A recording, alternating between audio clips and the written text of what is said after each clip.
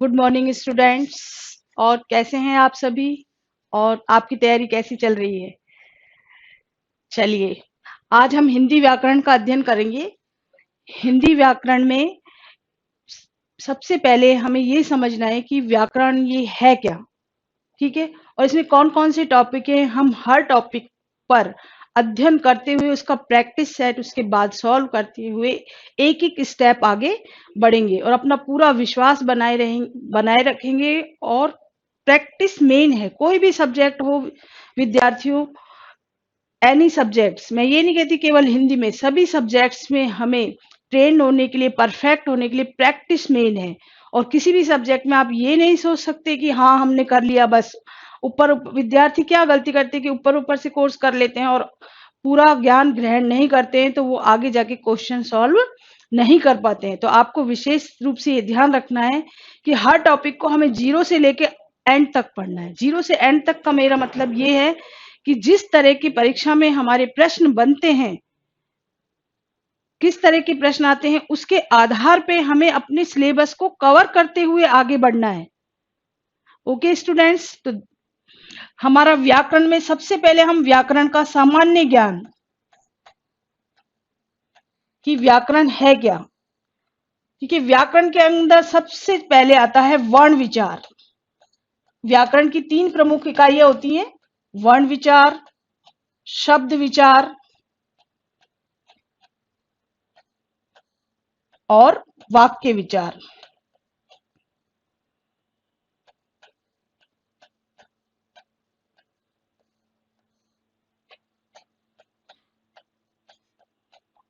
अगर इस अगर इन तीनों इकाइयों को हमने क्लियर कर लिया तो हमें आगे बढ़ने से या प्रश्न सॉल्व नहीं हो, ऐसा कुछ हो ही नहीं सकता। ठीक है, सबसे पहले हम वर्ण विचार का अध्ययन करेंगे, देन शब्द विचार और देन वाक्य विचार। इसी में हमारे व्याकरण के सारे टॉपिक्स, जो कि संज्ञा, सर्वनाम, विशेषण, क्रिया, एक बार मैं आपको सिलेबस बता देती हूँ, फिर हम अपना टॉपिक स्टार्ट करेंगे। संज्ञा, सर्वनाम, विशेषण,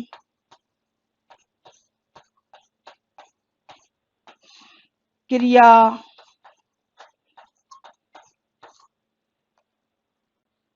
क्रिया विशेषण,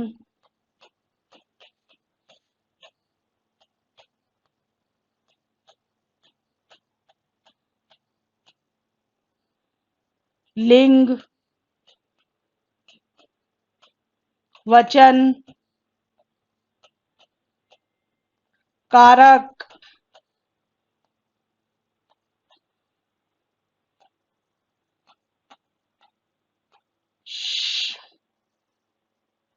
शब्दों का वर्गीकरण,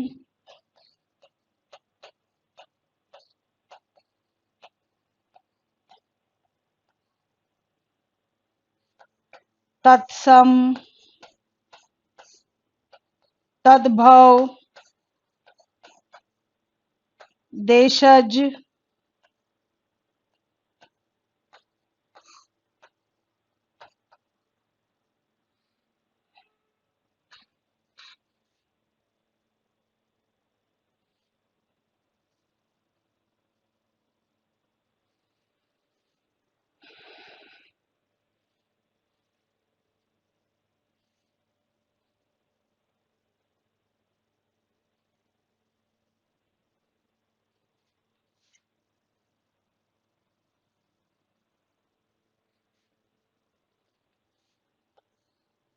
देखिए तत्सम,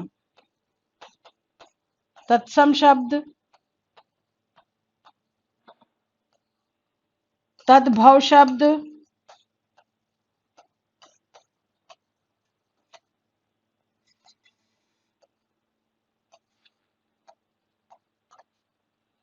देशज शब्द,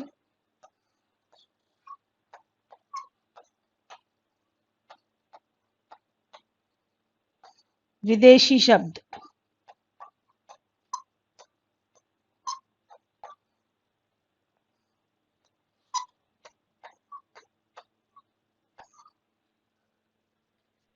इसके बाद हम पढ़ेंगे रूढ़ शब्द। रूढ़, यौगिक, योग रूढ़, देन उपसर्ग, प्रत्यय, संधि, समास।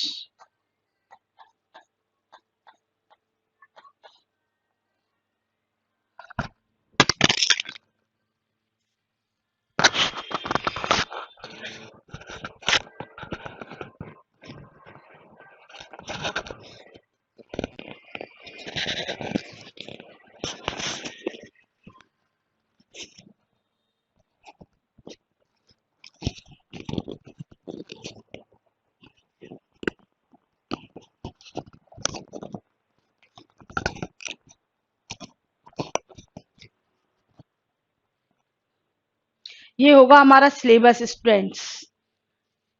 ठीक है, अब हम एक अपना टॉपिक शुरू कर लेते हैं आज, वर्ण विचार।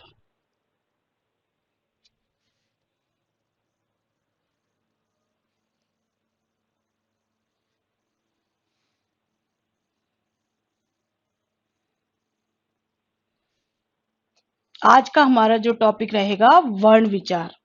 देखो, किसी भी भाषा को हिंदी से ही मतलब नहीं है, कोई भी लैंग्वेज, कोई भी भाषा को जानने तथा समझने के लिए हमें व्याकरण का ज्ञान होना अत्यंत आवश्यक है। व्याकरण एक ऐसा शास्त्र है जिसमें उल्लेखित नियमों के आधार पर हम किसी भाषा को उसके शुद्ध रूप से उच्चारण, पठन एवं लेखन का ज्ञान करते हैं। ठीक है, हिंदी जो व्याकरण है उसके 3 प्रमुख अंग है। कितने प्रमुख अंग है? 3।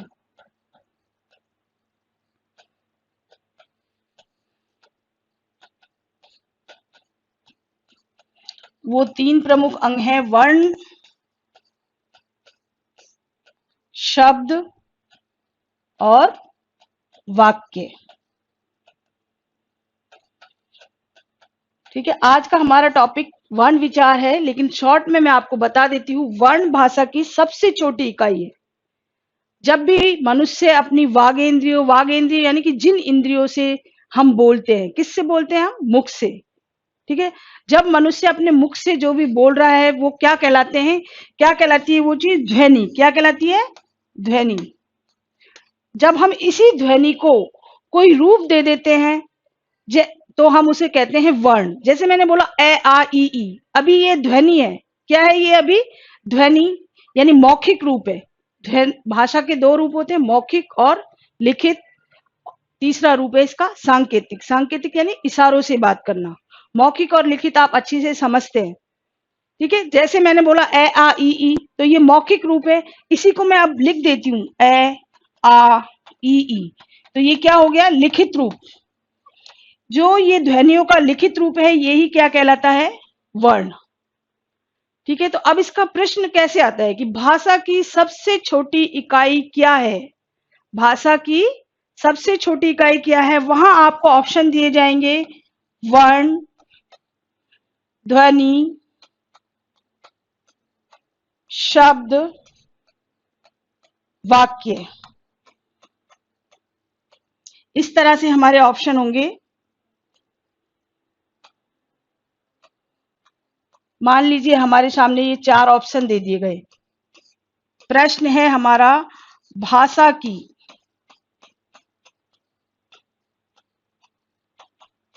सबसे छोटी इकाई क्या है? तो बताइए विद्यार्थियों, क्या आंसर होना चाहिए हमारा? यस, कुछ विद्यार्थी वर्ण बता रहे हैं और कुछ ध्वनि बता रहे हैं। हमारा इसका राइट आंसर जो होगा वो होगा वर्ण। क्या होगा? वर्ण। क्यों होगा? देखिए, जो भी जिस चीज का हम अध्ययन कर रहे हैं, क्या हम मौखिक विषय वस्तु का अध्ययन करते हैं या लिखित विषय वस्तु का? हम सदैव लिखित विषय वस्तु का अध्ययन करते हैं और लेखन के आधार पर भाषा की सबसे छोटी इकाई वर्ण है। यदि इसी प्रश्न में इस तरह से लिखा हुआ आ जाता है कि भाषा की सबसे छोटी मौखिक इकाई क्या है, उस कंडीशन में मेरा आंसर क्या होगा? ध्वनि। क्या आंसर होगा? ध्वनि। तो आई बात समझ में? ये प्रश्न अनेकों बार रिपीट हो चुका है, इसलिए आप विशेष रूप से ध्यान रखेंगे। यदि भाषा की सबसे छोटी मौखिक इकाई के बारे में पूछा जाए तो हमारा आंसर होगा ध्वनि, और भाषा की सबसे छोटी लिखित इकाई पूछी जाए तो वर्ण, और मौखिक और लिखित कुछ भी शब्द नहीं लगा के केवल पूछा जाए कि भाषा की सबसे छोटी इकाई क्या है, तो हमारा उत्तर क्या होगा? वर्ण। क्लियर?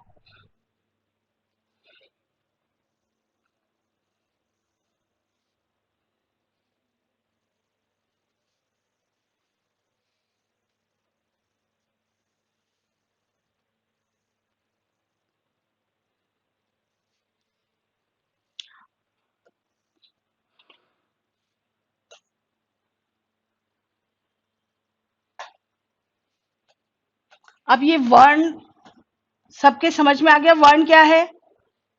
भाषा की सबसे छोटी लिखित इकाई। लिख लीजिए, सभी नोट कर लीजिए। भाषा की सबसे छोटी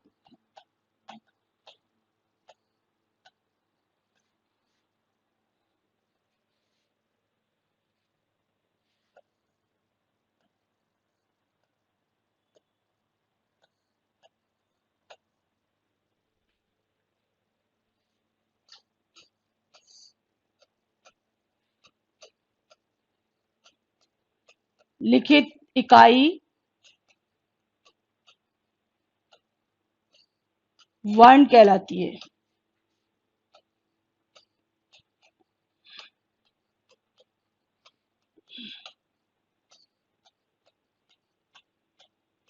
दूसरा ध्वनि के बारे में लिख लीजिए, जिससे आप आगे कंफ्यूज नहीं होंगे।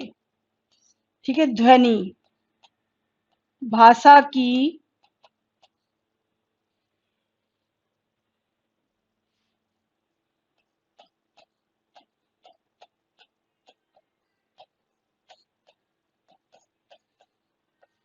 सबसे छोटी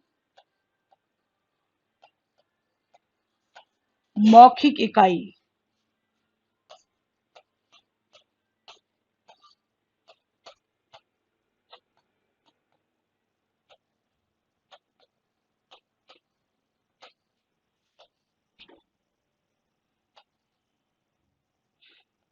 ध्वनि कहलाती है।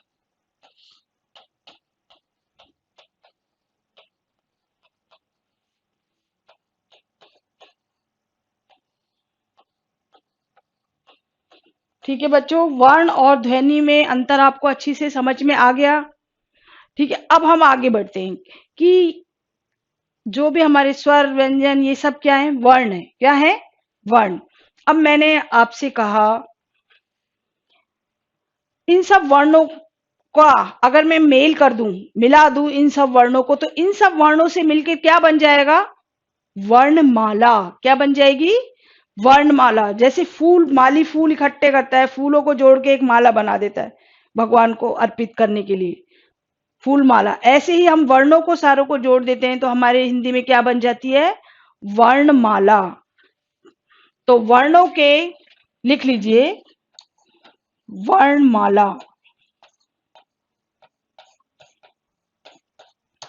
वर्णों के क्रमबद्ध, वर्णों के क्रमबद्ध एवं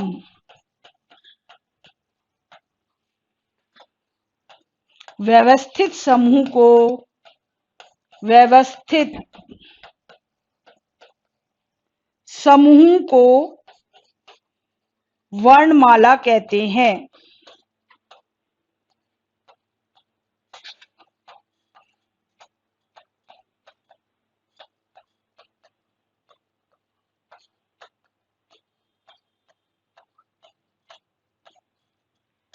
क्लियर?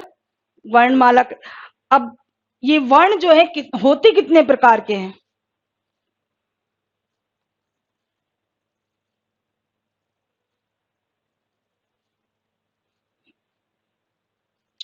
वर्ण मुख्य रूप से दो प्रकार के होते हैं।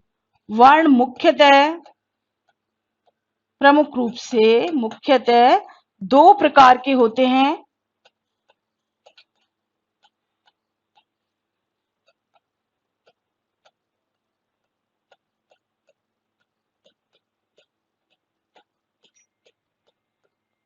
क्या नाम है, कोई बता सकता है विद्यार्थी? वर्ण के दो प्रकार कौन कौन से हैं?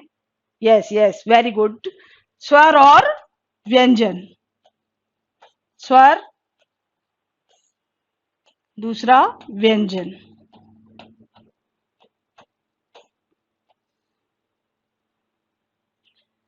सबसे पहले हम स्वर के बारे में पढ़ेंगे। स्वर क्या है? भाई मैंने कह दिया कि वर्ण दो प्रकार के होते हैं, स्वर और व्यंजन। अब मैंने कहा कि स्वर क्या है, सभी जानते हैं। आप सभी, हिंदी में कितने स्वर होते हैं? 11 स्वर। कितने स्वर होते हैं? 11 स्वर। तो स्वर ध्वनियां वे ध्वनियां जिनका उच्चारण निर्बाध गति से, यानी मुख द्वार में जब श्वास बाहर निकलती है तो मुख द्वार में किसी प्रकार की बाधा उपस्थित नहीं होती, निर्बाध गति से, बिना किसी बाधा के, बिना किसी रुकावट के हम जिन ध्वनियों का उच्चारण कर सकते हैं हिंदी में, उन्हें हम कहते हैं स्वर। क्या कहते हैं? स्वर। व्यंजन, स्वर और व्यंजन को समझने के लिए हमें इन दोनों का तुलनात्मक अध्ययन करना अत्यंत आवश्यक है। देखो, व्यंजन वर्ण वे वर्ण जब हम उनका उच्चारण करते हैं तो मुख द्वार में किसी ना किसी प्रकार की बाधा उपस्थित होती है। जैसे कि मैंने अभी आपके सामने उच्चारण किया, ए आ ई उ ए ऐ ओ औ। तो मैं बिना रुके हुए, बिना किसी बाधा के इन ध्वनियों को उच्चारित कर सकती हूँ। लेकिन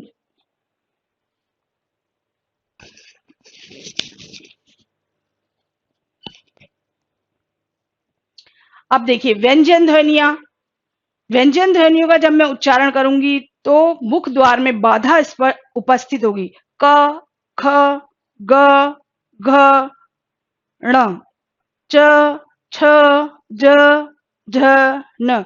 जैसे इजीली, आराम से मैं स्वरों का उच्चारण कर पा रही थी, वैसे व्यंजनों का उच्चारण नहीं कर पा रही हूं।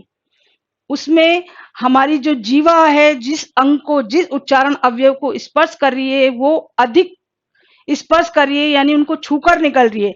लेकिन स्वरों के उच्चारण में जो जीव स्पर्श करती है वो क्षणिक स्पर्श, बहुत कम, बहुत ही मामूली सा स्पर्श होता है और स्वतः ही वर्ण उच्चारित हो रहा है। लेकिन व्यंजन में ऐसा नहीं है। व्यंजन में हमारी जीवा जो है किसी ना किसी उच्चारण अवयव को अच्छी से स्पर्श कर रही है और उच्चारित करने में थोड़ी बाधा उपस्थित हो रही है। तीसरा अंतर इनमें यह होगा कि जो मैं स्वरों का उच्चारण है वो लगातार ज्यादा देर तक कर सकती हूँ। अ, आ, ई, ऊ। लेकिन व्यंजनों का उच्चारण में अधिक देर तक नहीं कर सकती। जैसे क, ख, सांस टूटने लग जाएगा या हमें थकान सी महसूस होने लगेगी। इसका वैसे भी देखो, जो व्यंजनों में आपको लग रहा है कि मैम जैसे ए बोल पा रही हैं वैसे ही कै बोल रही हैं, ऐसा नहीं है। ये जो व्यंजन है, प्रत्येक व्यंजन में स्वर मिला होता है। क्या मिला होता है? स्वर। जो इसका जो व्यंजन का निर्माण हुआ है वो क प्लस अ। तो जब मैं क का उच्चारण, इस कै का उच्चारण कर रही हूं तो केवल ये क न बोल के अ ही बोल रहा है, यानी स्वर का उच्चारण अधिक देर तक हो रहा है, ना कि व्यंजन का। आ गई बात समझ में? यस। तो अब लिख लीजिए, स्वर वे ध्वनियां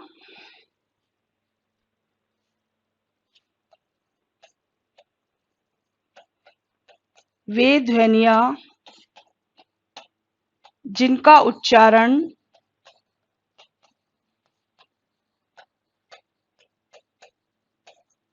निर्बाध गति से किया जाता है। निर्बाध गति से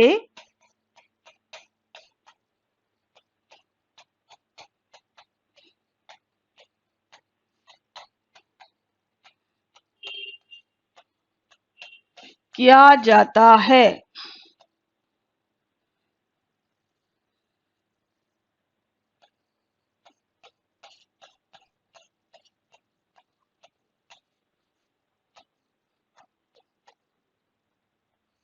स्वर कहलाती हैं।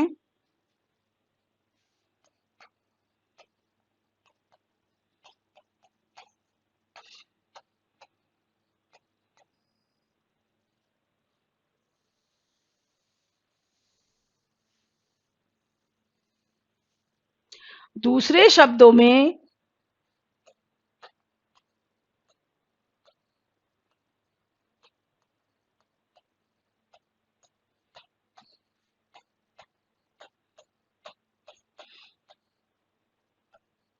जिन ध्वनियों के उच्चारण में जिन ध्वनियों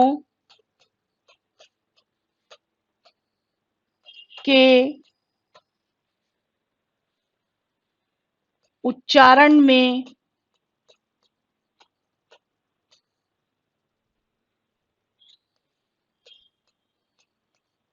जीवहा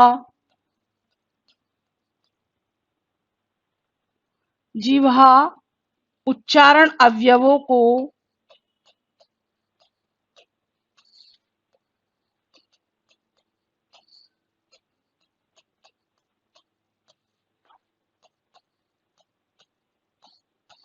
क्षणिक स्पर्श करती है। क्षणिक कुछ क्षण के लिए, यानी कि क्षणिक स्पर्श करती है।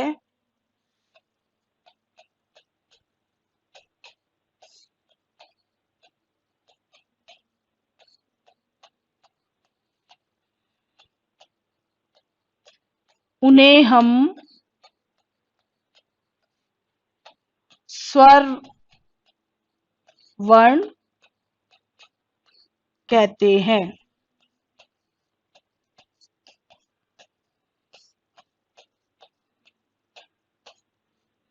ठीक है, क्लियर हो गया आपको स्वर क्या है।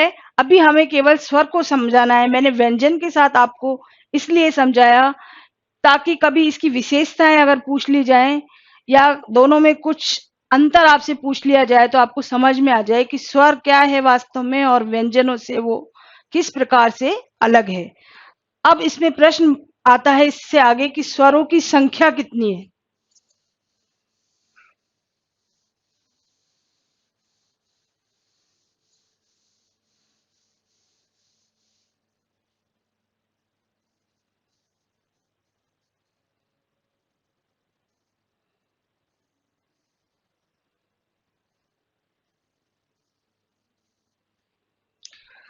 स्वरों की संख्या,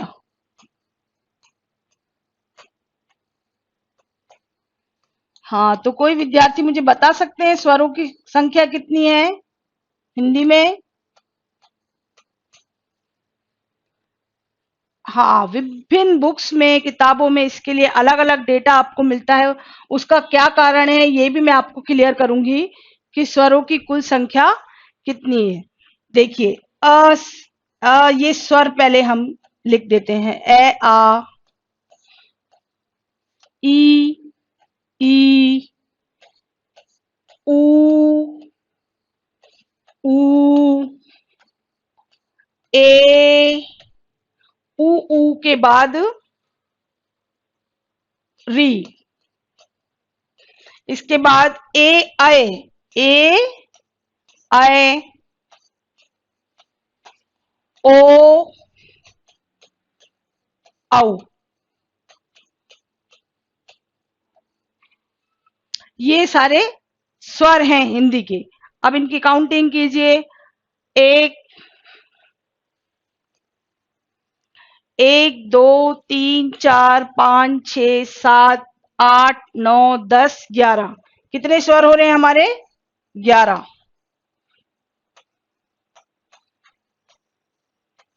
अब देखिए, जो हमारी मूल हिंदी वर्णमाला थी वहां ये 11 ही स्वर थे, किंतु वर्तमान में अब ये 11 स्वरों की संख्या 11 ही है, लेकिन इनमें परिवर्तन क्या हुआ है वो देख लीजिए। ये जो री स्वर है हिंदी में हमने इसकी मात्रा को स्वीकार कर लिया है। किसको स्वीकार कर लिया है? मात्रा, इसकी मात्रा ये है, क्या है इसकी मात्रा ये। जैसे कि मैं बोलती हूँ पृथ्वी,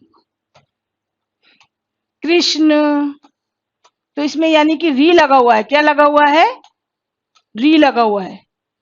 हमने री अब शुद्ध स्वर नहीं रहा है, इसकी मात्रा को हिंदी में स्वीकार कर लिया गया है और वो मात्रा इस प्रकार से है और इसका उच्चारण री होता है। पृथ्वी, कृष्ण, बहुत से विद्यार्थी इनका गलत उच्चारण भी करते हैं, जैसे पृथ्वी, पृथ्वी कभी भी शुद्ध नहीं होता है, पृथ्वी री है वो, ना कि र। कृष्ण, ओके, पृथ्वी, कृष्ण, ठीक है, ये री। अब देखिए चेंजेस क्या हुआ है, ये तो अभी अस्वीकार कर दिया गया है हिंदी में, हिंदी का ये अब शुद्ध स्वर नहीं है। संस्कृत के तत्सम शब्दों में ही री का प्रयोग होता है, लेकिन हमने एक नया स्वर जो स्वीकार किया है वो है आ, जो कि अंग्रेजी का आगत स्वर है। अंग्रेजी से हमने हिंदी में इसे स्वीकार किया है और अब ये हिंदी का ही स्वर बन गया है। ठीक है, जैसे देखिए आ के एग्जाम्पल आपको बताती हूँ, करिए, इसका उच्चारण क्या होगा, इसका उच्चारण डॉक्टर नहीं, डॉक्टर, क्या होगा, डॉक्टर। नॉलेज, कॉलेज, इसको हमारे हिंदी ने अच्छी से स्वीकार कर लिया है, अब ये शुद्ध हिंदी का ही स्वर बन गया है। तो इसीलिए हमारे स्वरों की संख्या 11 ही रही, परिवर्तित नहीं हुई। ठीक है, लेकिन अंतर कहाँ आया है, हमने इस री को अब शुद्ध स्वर नहीं रहा, ये संस्कृत का शुद्ध स्वर है, और हिंदी में हमने आ को स्वीकार किया है जो कि अंग्रेजी से आया है, अंग्रेजी से आगत है, लेकिन अब ये हिंदी का बन गया है। जैसे मैंने ये तीनों शब्द आपको बताए हैं, डॉक्टर, नॉलेज, कॉलेज।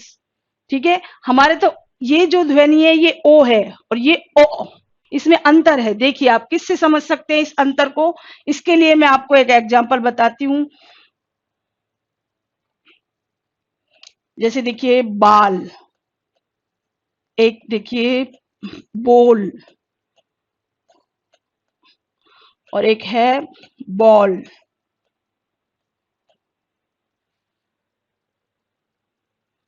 देखिए पहले का बाल, बाल इसमें यानी कि ब में आ की ध्वनि का प्रयोग हो रहा है, किसका प्रयोग हो रहा है, आ स्वर का, ब में। ठीक है, यहां बोल में ओ स्वर का प्रयोग हो रहा है, ब में ओ की मात्रा लग रही है, बोल, बोल यानी जो मैं बोल रही हूं अभी, बोली ध्वनि, यहां पर बोल, ये बोल है और ये बॉल, बॉल यानी गेंद, खेलने वाली, बच्चे जिससे खेलते हैं गेंद, और इस बोल का अर्थ ध्वनि। और ये बाल तो आप जानते हैं, केश। तो मेरे समझाने का मतलब ये है कि ये जो ध्वनि है ये ब में क्या जुड़ा हुआ है, आ की ध्वनि जुड़ी हुई है, इंग्लिश वाले आ की, इसको इस तरह से यूज करते हैं, केवल ऐसे लगा देते हैं, किसके ऊपर, आ की मात्रा के ऊपर।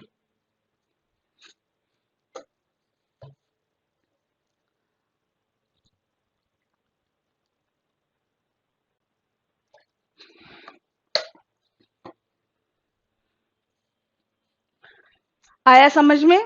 तो स्वरों की संख्या कितनी हो गई, 11। क्लियर हो गया प्रत्येक विद्यार्थी को।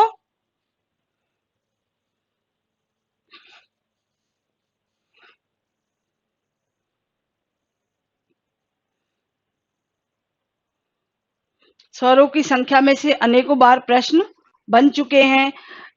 अच्छा, हम स्वरों में जब अ से बोलते हैं कि विद्यार्थियों से चलो स्वरों को बोलिए, स्वर कौन कौन से हैं, तो विद्यार्थी सदैव बोलते हैं ए आ ई उ री, ए आई ओ औ अंगा। वो जानते हैं कि औ तक ही स्वर है, लेकिन बोलते समय वो ध्यान नहीं रख पाते हैं और अंग आहा भी बोल देते हैं। देखो विद्यार्थियों, अंग और आहा जो है वो स्वर नहीं है, स्वर नहीं है तो क्या है फिर ये, अंग और आहा को क्या कहा जाता है, अयोग वहा ध्वनिया। क्या कहा जाता है, अयोग वहा ध्वनिया।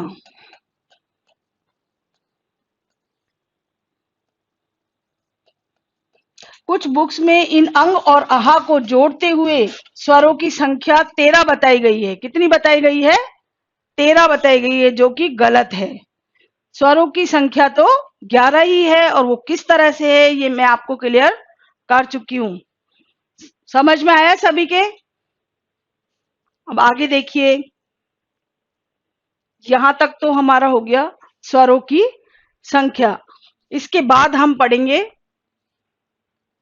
स्वरों का वर्गीकरण। बहुत ही महत्वपूर्ण टॉपिक है ये, स्वरों का वर्गीकरण।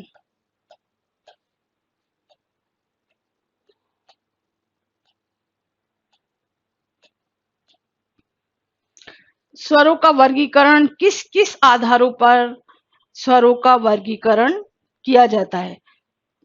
तो देखिए, सबसे पहले हम इसकी सारणी बना लेंगे और फिर एक एक को क्रम से अध्ययन करेंगे। सबसे पहला जो स्वरों का वर्गीकरण होगा वो है उच्चारण में लगने वाले समय के आधार पर। उच्चारण अवधि, उच्चारण अवधि, अवधि से मतलब समय, उच्चारण अवधि के आधार पर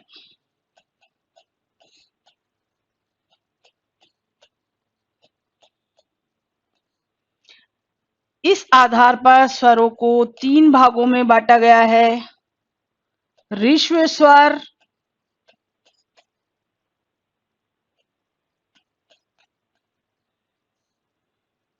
दीर्घ स्वर और तीसरा है प्लुत स्वर।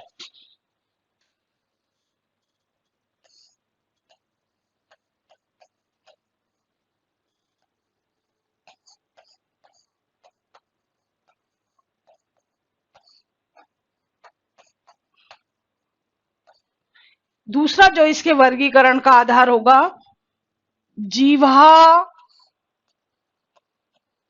जीवा में स्थिति के आधार पर, जीवा में स्थिति के आधार पर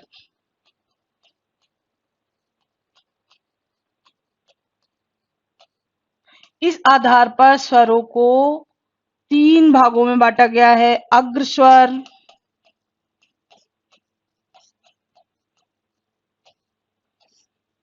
मध्य स्वर और मध्य स्वर और पश्च स्वर।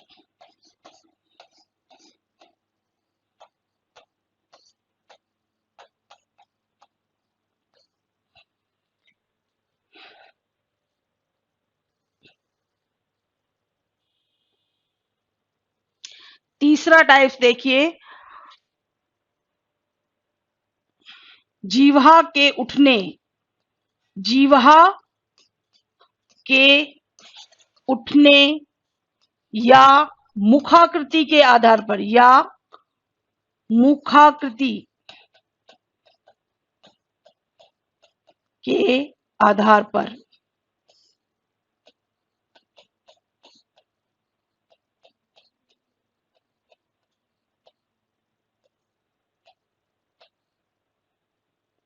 इस आधार पर स्वरों को 4 भागों में बांटा गया है।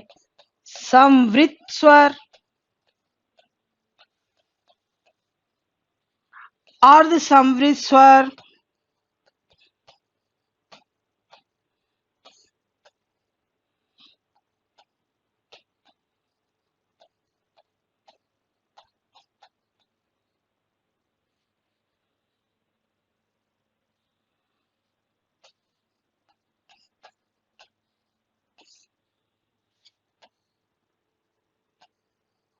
विवृत स्वर,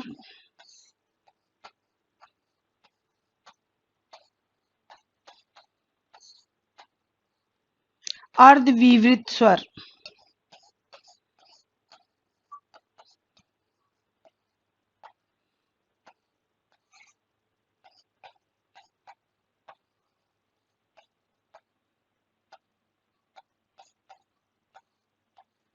ये 4 भागों में बांटा गया है। जीवा के उठने और मुख के खुलने, मुखाकृति, किसी वर्ण के उच्चारण में हमारा मुख ज्यादा खुलता है, किसी में कम खुलता है, उसके आधार पर इनको हमने 4 भागों में बांटा है।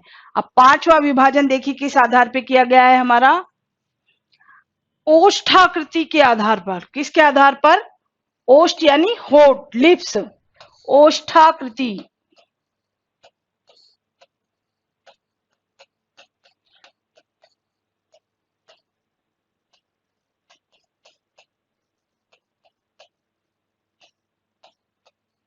ओष्ठाकृति के आधार पर हमने स्वरों को 2 भागों में विभाजित किया है, वृत्ताकार स्वर और दूसरा होगा अवृत्ताकार स्वर।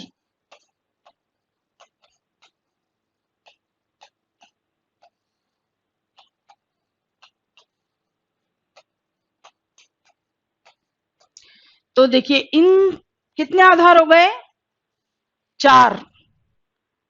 उच्चारण अवधि के आधार पर, जीवा में स्थिति के आधार पर, मुखाकृति के आधार पर और ओष्ठाकृति के आधार पर। इन 4 आधारों पर हमने स्वरों को वर्गीकृत किया है। ये चारों के आप टेबल बना लेंगे सभी और एक एक को अब अच्छी से समझेंगे। सबसे पहले हमने किया था, किस आधार पे किया था? सबसे पहले उच्चारण अवधि के आधार पर। अवधि यानी समय। देखिए हिंदी भाषा में लिखने के तरीके से ही बहुत फर्क पड़ जाता है। जैसे मैंने आपके सामने लिखा,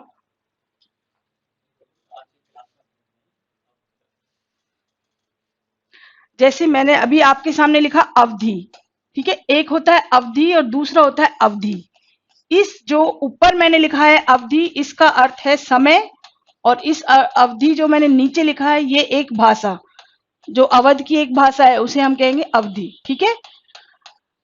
चलिए आज की क्लास में इतना, ठीक है। आगे हम कल अध्ययन करेंगे, एक एक टॉपिक को अच्छी से क्लियर करते हुए, उससे रिलेटेड प्रश्नों को सॉल्व करते हुए आगे बढ़ेंगे। जय हिंद।